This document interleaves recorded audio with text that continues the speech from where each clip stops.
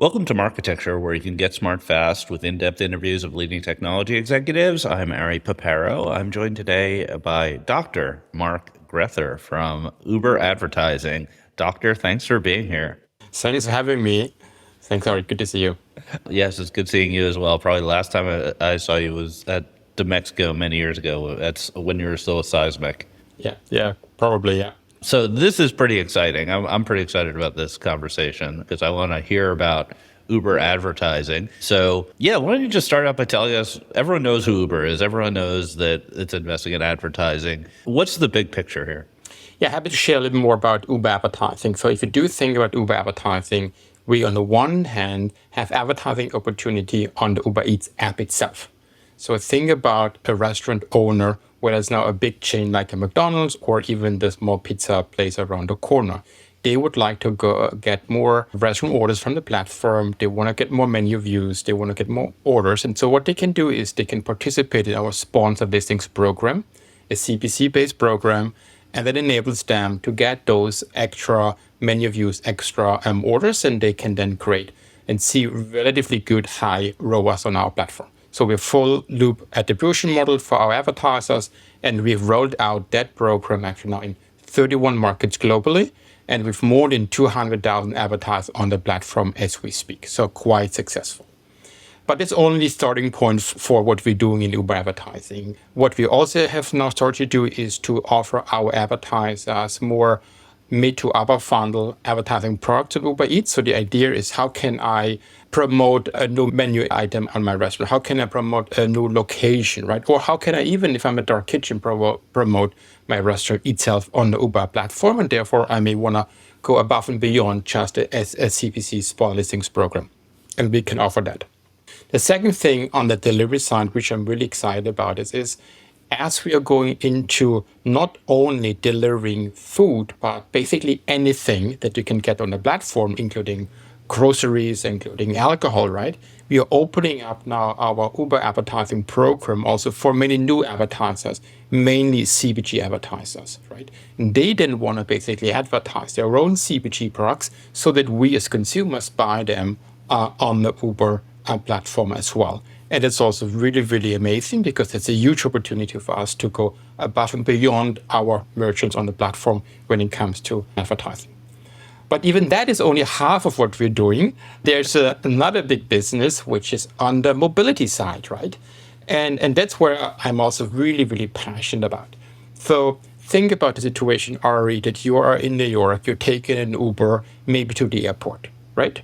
And the opportunity here is that you're typically in an Uber for about 20 minutes. So with 20 minutes of your attention, 20 minutes to the New York airport? I'm not sure about that. Maybe it's LaGuardia, right? And then maybe 20 minutes is okay. JFK might be more of 1 hour 15, which means we have even more of your time, right? More ads, even more ads. More ads, right? And so the idea is that we know where you are, we know where you're going to, right? And we can use that to then target relevant ads to you. And you see the ads when you're ordering the Uber, when you're getting into the Uber, and when you're in the Uber itself on your way to destination.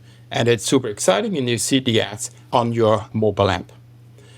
That's what we also have rolled out globally, and it's really, really, really, really an exciting opportunity for us. It's for us a new way of enabling advertisers to do one-to-one marketing, but not on the web, but in the real world. Right? Imagine you might be on the way to, let's say, a Macy's or Walmart, right? And then Procter & Gamble can advertise while you're on the way to Walmart. Super, super exciting. Or you might be in the Hamptons, right? You might be on the way to US Open. Super exciting opportunities. We expand that into in-car tablets. And the idea here is to really use the opportunity that you're 20 minutes in a car, right? To really provide rich entertainment-like advertisement. It's then all about video, it's about connected TV, but it's also about that the car becomes your next living room. In the US, we spend about 8 hours a week in the car. Today, we are sitting behind a wheel, drive the car ourselves, but in the future, with Uber and with the self-driving cars, we don't do that, and therefore we have now 8 hours time where we consume content. And with our in-car tablets, we are basically stepping our feet into that new, really, really exciting idea of the car becomes a new living room, a new kind of entertainment center, and therefore also a new way of how you consume advertising. Super exciting. Right. And you also have on top, I'm sorry to interrupt, on top of the exactly, car. Ari, exactly. The last one is on top of cars in 7 cities, including here in New York. We have screens on top of cars. And in this situation here, it's really about driving brand awareness, for example, for retail stores, driving food traffic into the stores. But it's also a great opportunity for our drivers to actually earn incremental income because there is a revenue share model in place with our drivers. So it's also an opportunity for them to make more money from advertising. Awesome. That's a great overview. And it kind of lays out the roadmap for the rest of this conversation. So we have Uber Eats, Uber driving, in-car driving, the tablets, and the top of the cars as kind of the 4 big categories. Before I dive in, do you consider yourself part of the retail media trend, or is this something different? Actually, when you think about Uber Eats, right, it's definitely retail media, right? That's exactly what we have, right? We have first-party data with closed-loop attribution, and we can provide that in a very compelling way to our advertisers. It's a CPC model. We can show increment rows. I would definitely say yes. However, I would say that we are not stopping there with retail media. I'm also now using more and more a new term, which is mobility media. And the idea is, right, in the future, we will see more and more ads when we are in vehicles such as Ubers and others. And I think it will become a whole new category in itself. So for us, it's retail media, what we do on Uber Eats, but it's also mobility media, what we're doing on the mobility side. Okay, mobility media. We'll try to coin that term, see if it catches on.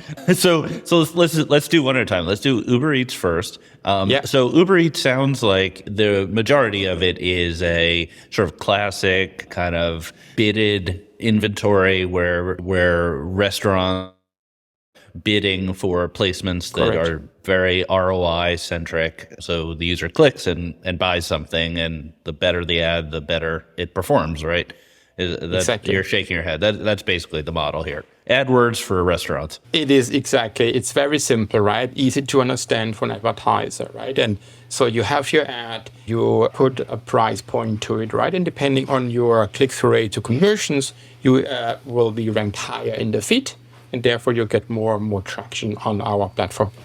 Exactly correct. Very simple. And then you can measure ROAS, and then you can define how much more money you want to spend depending on the ROAS that you have achieved. Exactly. And are you what sort of targeting are people generally using? Geo, obviously, right? The first one is geo, right? Yeah. That is the big one.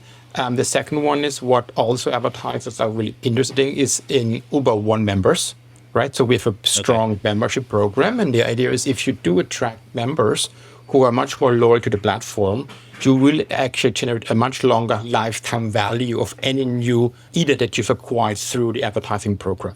Okay, so that's sort of like they're choosing the best Uber consumers effectively. In a way, right? Yeah. But you could also do conquesting, right? You can also go for a category, right? You may be in the burger category, right? And you can do then conquesting in that category as well. So there are many ideas of what you can do from an advertiser perspective. But to your point, at the end of the day, it's really all about performance. Right. And what sort of options do they have creatively? So right now we do only have display ads. So again, it's a performance product, so it's display only. And then they bring their own display to the platform, and then we run the display campaigns on their behalf. Okay, so this is an image, it doesn't look like the other listing. If I search for, I'm trying to imagine this, I search for burgers, I see a list of all the burger places in my area, and then there's going to be like a banner ad above it for whoever's advertising. Yeah, it looks very similar to the feed, the organic feed itself, right? Right. And then it's up to the restaurant whether they have exactly the same image or whether they would like to use a different image, right? Sometimes they also want to combine with an offer, right? And then maybe the messaging might be slightly different. And how's the advertiser mix varying between like big national chains versus local mom and pops?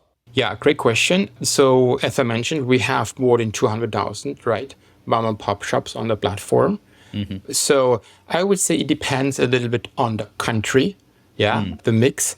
Sometimes it is 50-50, sometimes it is 60-40. It depends a little bit on the country. It also depends a little bit on whether you are in more rural areas or more densely populated areas. So those are the factors that influence a little bit the mix. But give and take, I would say it's a 60-40, 60 the big brands, 40 more what you would call SMBs. Could I log in today and run an ad? Is the self-service capability powerful enough? Yeah, that's what all of our SMBs basically do, right? They log into the platform and then they set up the campaigns themselves.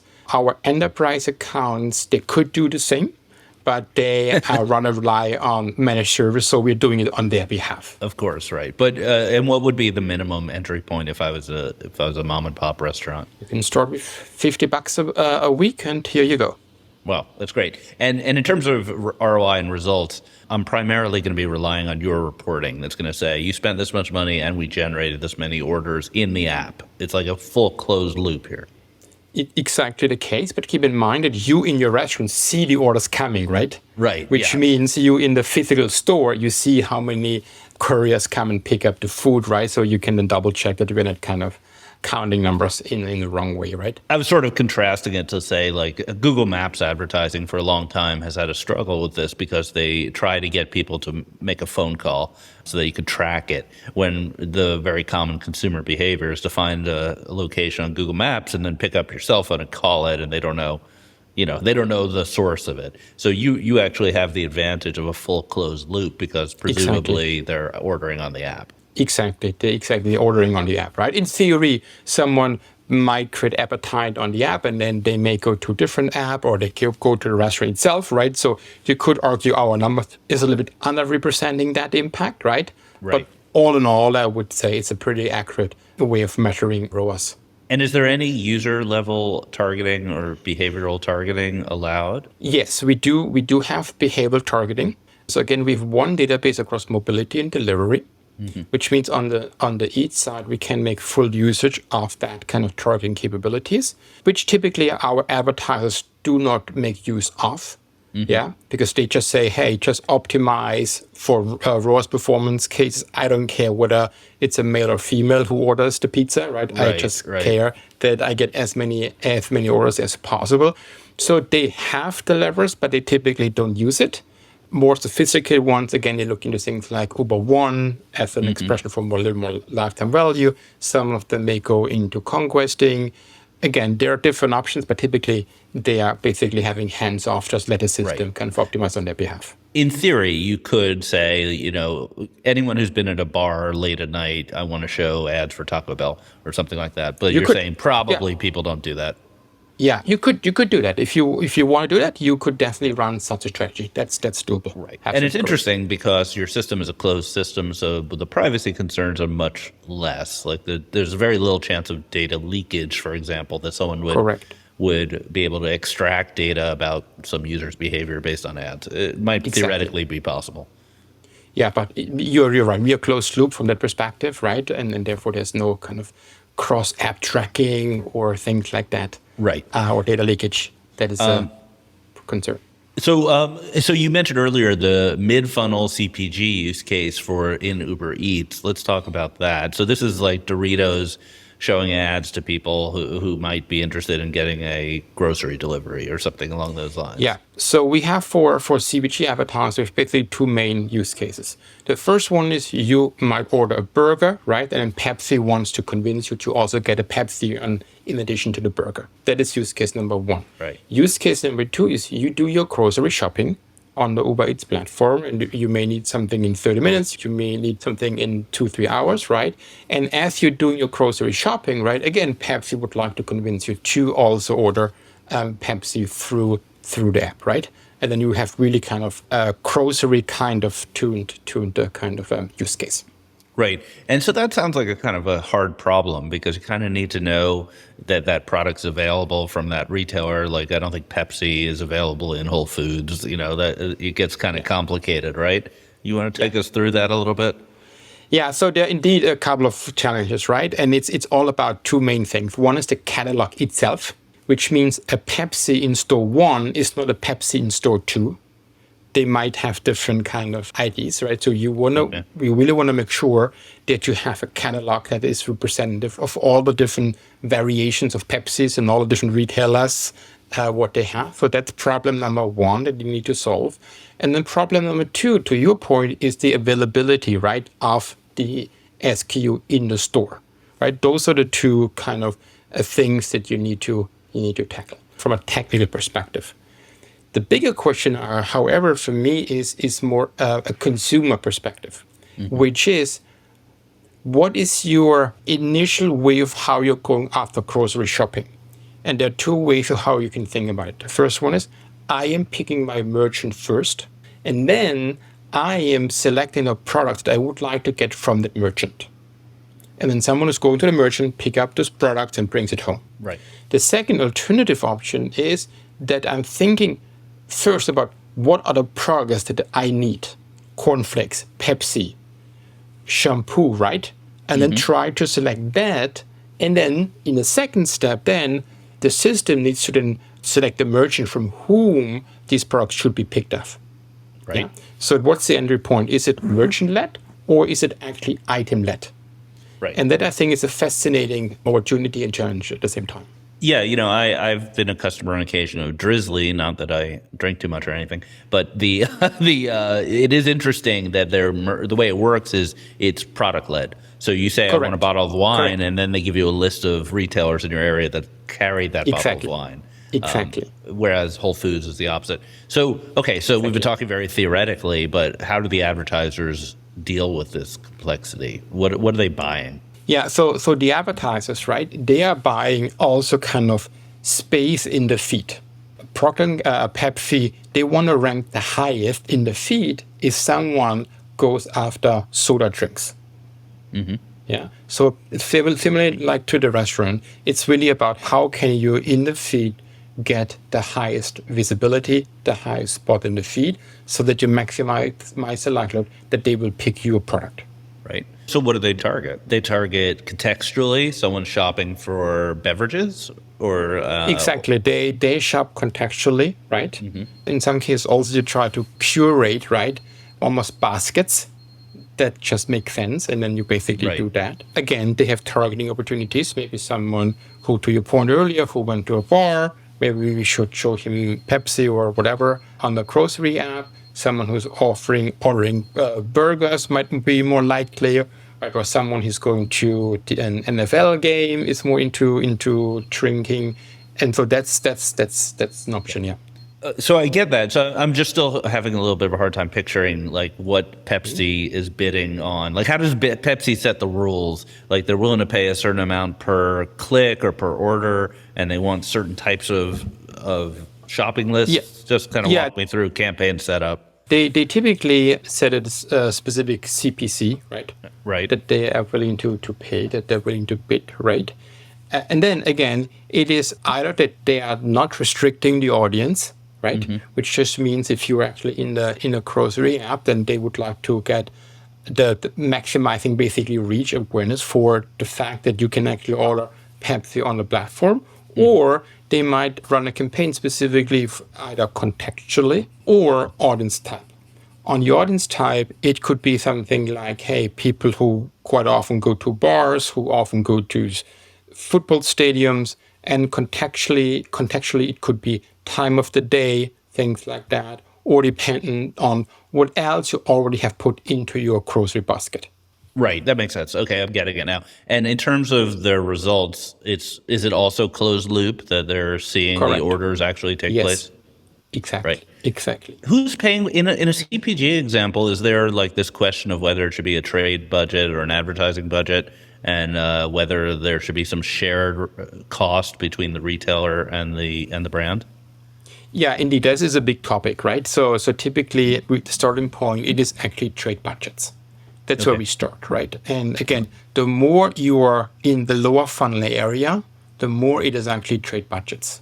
Okay. Which also means, to my earlier point, if you really want to go after the branding budgets, right, you need to offer incremental products, CPM-based products that enable an advertiser just to create awareness, to create reach, as a reason to tap into the branding budgets.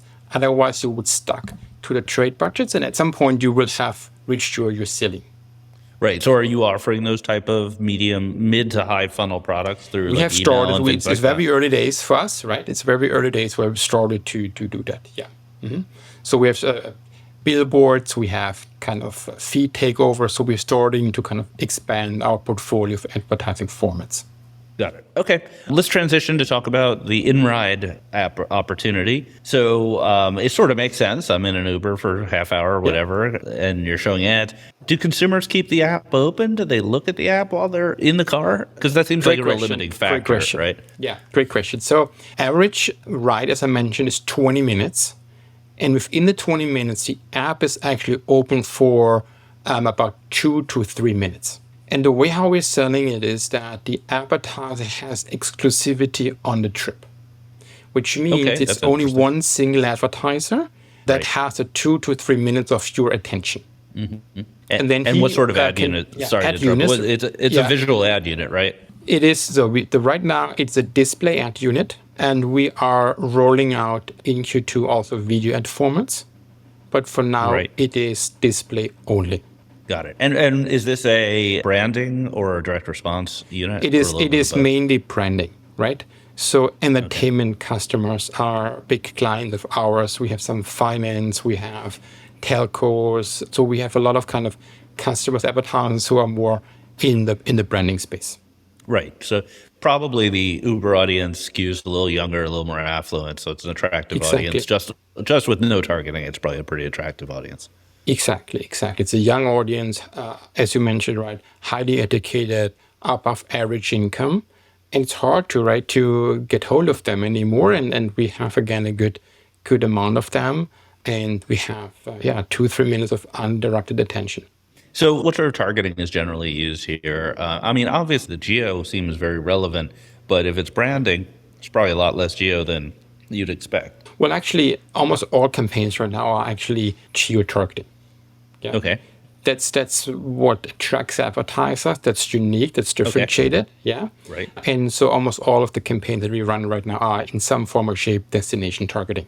Right. Someone is on the way to airport. Someone is on the way to retail stores. Someone is in the Hamptons. Whatever it may be. Okay. So what would I see if I would? I mean, I guess I could just open my app. But what sort of ads am I going to see if I'm going to the airport? You might see, let's say, a Marriott app, Norwegian Cruise Line ad, right? So again, a lot of kind of travel companies that they may want to do it. You might also see Amex or MasterCard or Visa, right, on the way to the airport.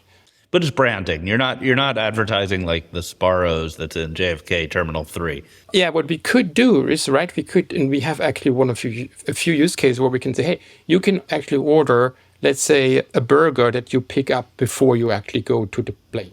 You could do that. We could do that. We could do that. And we've seen a few use cases where we advertise were interested in doing that. But I think it's a relatively small, I would say, use case. Yeah, exactly. It doesn't scale very well. So what other things are people looking for out of these ads besides geo, in terms of targeting? So a lot is also time of the day, right? Mm-hmm. So in the evenings, right, people go out to have fun. They go to bars, they go to restaurants, right? Mm-hmm. That's a great opportunity to do. That's another one, right? Then more and more what we see is crossing between mobility and eats. And what I mean by that is that you start to create awareness on the mobility side. And then you move them to the Uber Eats app where the transaction actually happens. Yeah. Right. And so we are seeing more and more full funnel campaigns. Yeah. Again, awareness is done on the mobility side, and the performance piece is then followed up on the Eats side. It sounds like a good use case for like QSR, like Chipotle or something shows you a branding ad, you click on it, you buy it, you get a burrito delivered. Exactly. And what for ads that are not closed loop, what sort of performance metrics are people asking for? Yeah, so right now we have the impressions clicks that we measure, right? And we are right now working with third-party measurement providers that we are currently in the process of integrating so that the advertisers have more opportunities in terms of measurement. Is that, are you talking about like verification vendors like DoubleVerify, Yes, exactly. ISMode? Exactly. Right. Okay. Exactly. Those are the ones that we're working on actively as we speak, and hopefully have them integrated relatively quickly. What you can then do further down the road is, right, you can also in the creative itself have a QR code, right? And then you might go to a Walmart, right? Show the QR code, and then get, let's say, $5 off of your Procter & Gamble product you bought and that you saw on the way to Walmart in the car. Right. I think despite all of your amazing data, you're not immune to the problem of how to measure brand ads on mobile devices. It's an unsolved problem, right? So you have that problem. Yeah. And any thoughts on making any of that inventory available programmatically? Yes, that is one of the big topics that we're also working on. We definitely will start with PGs, PMPs, right? So it's not open market availability, but we do work with a few partners to make that available via the PG, PMP route. Oh, it is currently, or it will be in the future? No, it is not yet available. Okay, but we're working on partners to make it available. Okay. And is it now Q2, Q3? Well, I don't know the roadmap top of mind, but it's It's not that far out. Got it. Okay. And are these display units available on a self-serve basis as well, or is it all big advertiser? Today, it's only managed service. Right. Okay. That makes sense. So, okay, let's transition to tablets. So I don't know what this is. I've never seen a tablet in a Uber. And my understanding is that historically there was some sort of back and forth where the drivers wanted to control the in-car experience. So tell me about the tablet opportunity. The tablet opportunity is something which we have launched in SF, LA, and in India, actually. And so the idea is that back of the seat, right, you have a tablet, and we know who is in the car. So again, the content on the tablet is personalized to Ari. Right. It starts with quick greeting. It starts with a little bit about the driver that drives you today, right? It shows then alteration between maps as well as where you are. And then at the end, you can then tip on the tablet nice. if you enjoyed the ride, right? And so today it is that combination of kind of infotainment and ads. But in the future, we will also include more entertainment and ads in the ride. So in the future, you could imagine that you are following up a series that you watched on your Netflix account or Prime Video account, right? And you follow it up while you are on the way to the airport, and before and after you might see an ad. So again, there's a lot of kind of flexibility in terms of what we can do with tablet. It's early days, right? And it's a little bit chicken and egg problem, which means at the beginning, you don't have enough tablets out there, so that it actually matters for the advertisers. But without advertising budgets, right, you don't want to pre-invest into the tablets. And so you need to overcome the chicken and egg problem in the beginning before you can actually then scale it quickly. Well, the tablets solve your 2 minutes per ride problem, right? So the ride is 20 minutes long. The app's only open 2. There's another 18 minutes of ads to show people. Exactly. Are the tablets audio on by default or audio off by default? Yeah, they are audio on by default. So it's like New York's had taxi TV for like a decade or so. It drives people crazy. Yeah, but again, the big difference is that we know who is in the car, right? Right. That is a big difference. So you could actually show content they're interested in as well. Yeah, and it's also from a positioning perspective different because I want to make sure that it's not positioned as out of home. Mm-hmm. Yeah. Right. For me, it's much more a CTV situation. Sure. Yeah? Where we have really 20 minutes uninterrupted attention situation where we really want to show video ads in the future for the 20 minutes of the average ride. Yeah, that makes a lot of sense. You definitely don't want to be pigeonholed as out of home because it always is not the sexiest area of advertising. Let's just say that. Are you, for the tablet product, are you revenue sharing with the drivers? Yes. All right. So, and how's their reaction and feedback been so far? Early days, right? In 2 cities, but so far, really good traction. We have more drivers who signing up. Yeah. Okay. Great. Do they have to pay for the tablet, or you just give them the tablet? Right. We give them the tablet, right? Obviously, we want to make sure that they configure them correctly and that they have them on, right? And they drive with the car. But again, they're incentivized because there's a revenue share model in place. Right. And as I was referring to earlier, there are some sort of independent in Uber companies that try to have relationships with drivers. So that's a little bit of a point of friction historically. Yeah, but again, the big difference is that we do know who is in the car. Yeah. And we do know the destination of the ride. Right. Yeah. Which is why we can do very, very sophisticated targeting, which typically others can't do. All right, let's talk about the last of the four pillars, which is car top. Is that what you call it, car top? That's how we're calling it, yeah. Right. So the ads on top of the cars. So this is a regional. This is digital out of home, and that is indeed out of home, yeah. And it's regional because you need a license Correct. to do it, right? Yeah. So tell me what the status is of this business now. Yeah, so the status is that we have it up and running, right, in 7 cities here in the US. And we're using it for a couple of kind of purposes, if you like. The first one is it is really about driving awareness for retail stores. Yeah, so right. You might have seen the big Louis Vuitton campaign we had here in New York in December, right, which really kind of helped to drive awareness of the pop-up store that Louis Vuitton had up and running. So that's the primary use case. We also have much more kind of smaller kind of advertisers on the platform, right? Sure. It's for them a very easy way, right, to get some traction, some awareness. And the good news is if we do not have it sold out fully, and I fully admit we have not reached capacity yet, right? We can then also use it as a vehicle to run promotion for Uber itself, right? Uber Eats, Uber One, right? And so in that sense, we have kind of here a benefit to Uber itself by utilizing the screens that we have, even in a case where it's not yet fully kind of sold out. So you mentioned New York, which is fascinating because you're not allowed to put an ad on top of an Uber in New York. You're running ads on top of yellow cabs. That's a different setup compared to all the other markets, right? Yeah. Where we have it on Uber cars, right?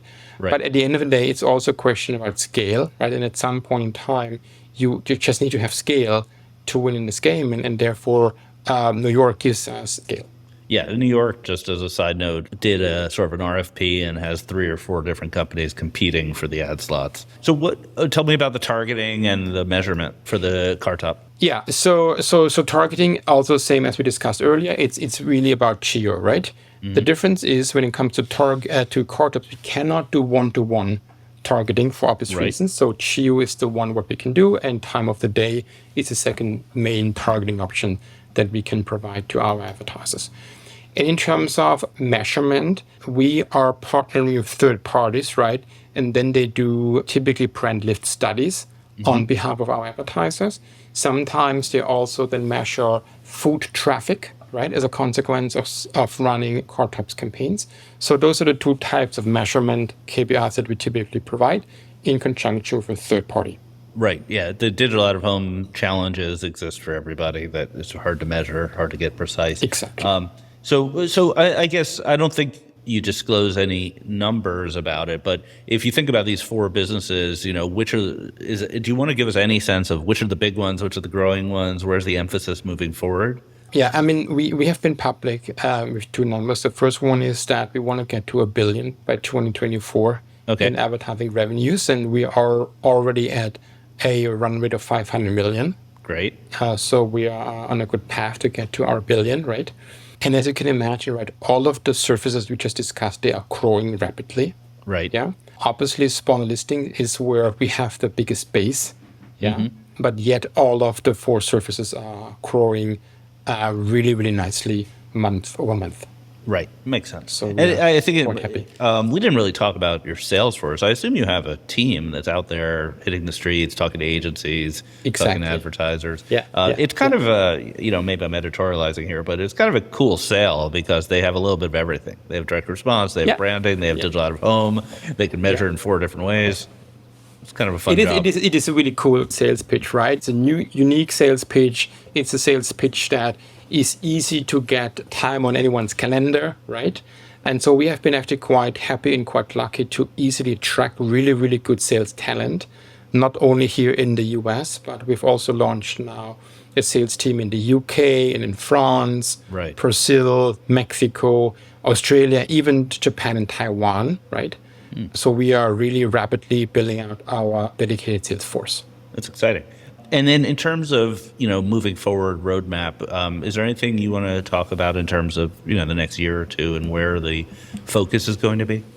Yeah, I mean, from my perspective, a big focus for us is the rollout of video and programmatic on the mobility side, right? That's the 2 main things that I'm really excited about. And then on the delivery side, I'm really, really bullish about our CPG offerings on the grocery side, right? That is really, really exciting for us. And that's where we put a lot of effort and energy into it. And then on the Uber Eats side, I think, again, for us, an untapped opportunity is still the branding area. Performance is what I think we have done. We have a good handle on it. But now also getting after the branding budget from our advertisers is really, really kind of the next kind of growth area. And we've seen in other markets that up to 40% of budgets, even on the Eats side, can come from branding. Yeah, and that goes hand in hand with programmatic, because the bigger Programmatic, measurement, control, CPC, and exactly. things like that. Yeah, Exactly. more ad formats. So our product engineering team, as you can imagine, is quite busy in building more and more features. Yeah, I bet. All right, let's do a lightning round. I'll ask you some pretty quick questions. You give me some pretty quick answers. What's your one competitive advantage versus other solutions? It's the targeting and the closed loop attribution. Why won't walled gardens like Google, Facebook, Amazon eventually crush you? I ask that of everybody. Because we have a marketplace of a global scale, right? And we are quite unique in combining the offline world and the online world. What's your biggest product or market challenge? We want to grow as quickly as possible. Yeah. Right. And that just means firing on all cylinders, being fast in hiring salespeople, but also being fast in building and partnering with third-party tech vendors. Right. What do you mean? Like you're talking about the moats and double verifies? The measurement, the modes, right? Yeah. The modes, the programmatic pipes. We need to kind of integrate them quickly while we're also building out Uber-specific features. Got it. Okay, last question. If your company was an animal, what animal would it be? So after thinking about this question for 5 seconds, lion came to my mind. I don't know why, but it was the picture that immediately popped into my mind. Nothing wrong with the lion. We've got a lot of lions. All right, with that, thank you, Mark, for being here. This is a great conversation. Thank you so much, Ari, for having me. It was a wonderful conversation. I really enjoyed it. Thank you so much. Thank you for subscribing to Marketecture. New interviews are added every week at marketecture.tv and your favorite podcasting app.